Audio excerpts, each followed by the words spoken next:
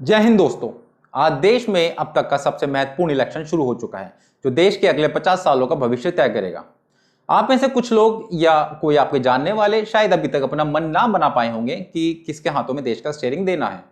आप ऐसे में विभिन्न जानकारियों या विचारों की सहायता ले सकते हैं। एक तरीका हम भी आपको बताते हैं जो है दोनों पार्टियों का मैनिफेस्टो। आप उससे ही पूछिए। अब तक तो मैनिफेस्टो बड़े बोरिंग डॉक्यूमेंट माने जाते थे जो सिर्फ इलेक्शन की खानापूर्ति के लिए ही दिए जाते थे। परंतु दोस्तों अभी मैनिफेस्टो कोई बोरिंग डॉक्यूमेंट नहीं रह गया है। ये डॉक्यूमेंट दोनों पार्टियों की आत्मा को देखने और इनके एटीट्यूड को समझने का एक बड़ा जरिया बन चुका है। इस वीडियो में हम मैनिफेस्टो में किए गए किसी भी वादे पर बात नहीं करेंगे और हम सिर्फ दोनों पार्टियों के एटीट्यूड की बात करेंगे। वो एटीट्यूड जिससे पार्टी का आइडियोलॉजी पता चलती है, वो आइडियोलॉजी जो देश की आगे की राह तय करती है। सबसे पहला और सबसे अहम मुद्दा है देश की सुरक्षा का। अगर आप कांग्रेस के मैनिफेस्टो को ध्यान से देखेंगे तो इस मुद्दे पर मैनिफेस्टो खुद बताएगा कि इसे लिखने वाली टीम में वो लोग हैं जो खुद देश को तोड़ना चाहते हैं, जैसे सेपरेटिस्ट, टुकड़े टुकड़े गैंग, मसूद अजहर जी के इंटर्न, चीन समर्थित नक्सल और अर्बन नक्सल। इनके मैनिफेस्टो पर खुद देश की रक्षा करने वाले सैनिक ऐतराज जता चुके हैं। वहीं दूसरी ओर बीजेपी के मैनिफेस्टो को नेशनलिस्ट एजेंडा बताकर कुछ लेफ्ट लिबरल मीडिया द्वारा कोसा जा रहा है। वही बीजेपी के एजेंडा के बारे में बहुत कुछ बता देता है। जहां तक देखा गया है लेफ्ट लिबरल मीडिया को देश और दुश्मन में चुनने को होता है तो वो दुश्मन को ही चुनते हैं। आगे सोच आपकी है। दूसरी बड़ी बात है कांग्रेस की सोच।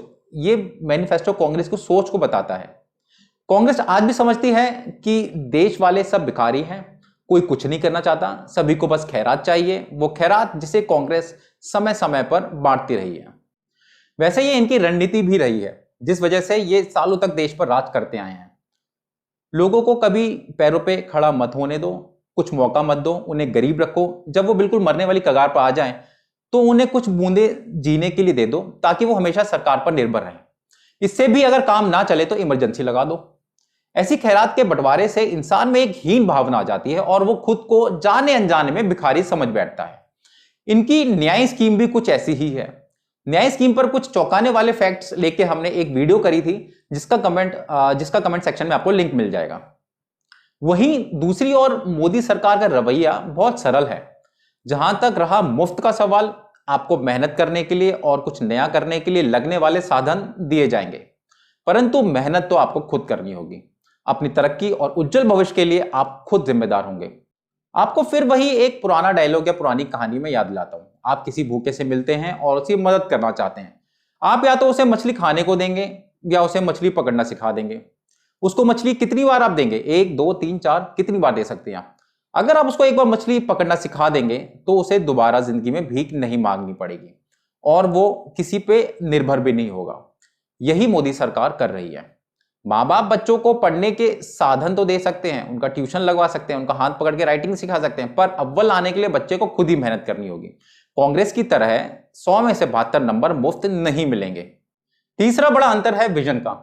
जहां कांग्रेस का विजन बस अपनी पार्टी की जीत के लिए होता है, वहीं बीजेपी ने मैनिफेस्टो में देश के भविष्य के विजन की बात करी है। उन्होंने बात करी है जब देश के आजादी के 75 साल पूरे हो जाएंगे तो देश क्या हासिल कर लेगा, जब 100 साल हो जाएंगे तो देश कैसा लगेगा। जहां कांग्रेस का मैनिफेस्टो हवाई तीर मारता दिखाई दे रहा है दोस्तों, जैसे हम फैंसी भी बोल सकते हैं, वहीं दूसरी तरफ बीजेपी ने टाइम बाउंड डिलीवरी की बात करी है। उन तो यहां तक कह डाला कि 2022 में उनके कामों का मिड टर्म रिव्यू भी किया जाए।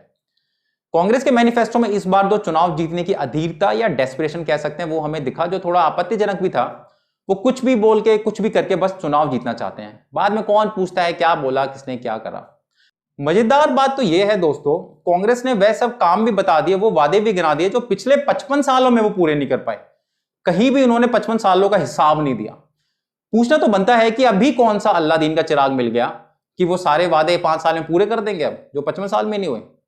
दूसरी तरफ बीजेपी के मैनिफेस्टो में जगह जगह अपने कामों का रिपोर्ट कार्ड दिया गया है।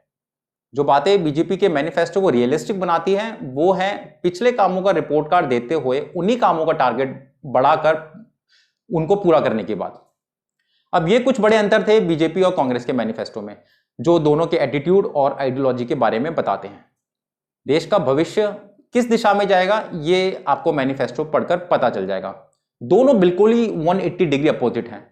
देश कौन सी दिशा पकड़ेगा वो आपका एक वोट तय करेगा, और वो एक वोट आप जरूर डालिएगा और सोच के डालिएगा। जय हिंद दोस्तों।